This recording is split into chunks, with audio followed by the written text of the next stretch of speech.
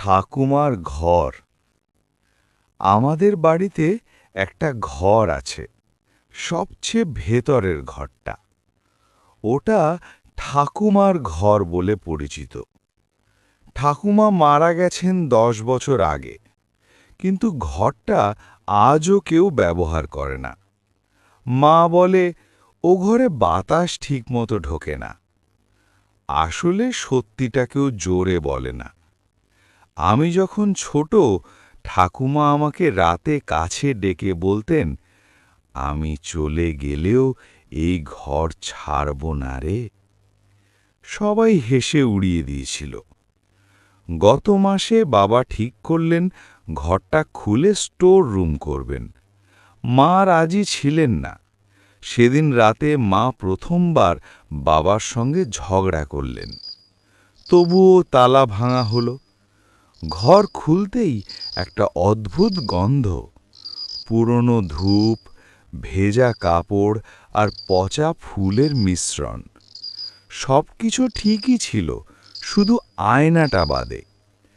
আয়নায় ঠাকুমার শাড়ি ঝুলানো, কিন্তু আমরা কেউ ওটা রাখিনি। সেই রাতেই ছোট বোনটা ঘুমের মধ্যে কথা বলতে শুরু করল।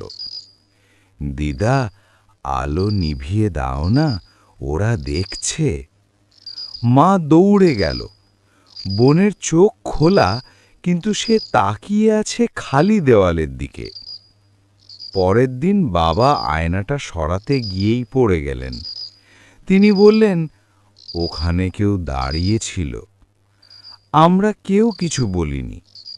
রাতে বিদ্যুৎ চলে গেল। হঠাৎ ঠাকুমার ঘর থেকে আলো দেখা গেল। মা কাপা গলায় বললেন, আমি তালা দিয়েছিলাম। আমি দরজার কাছে গিয়ে ডাকলাম, ঠাকুমা। ভেতর থেকে উত্তর এলো, পরিবার ছেড়ে কেউ যায় না। দরজা ধীরে ধীরে খুলে গেল। ভেতরে আয়নার সামনে দাঁড়িয়েছিল ঠাকুমা।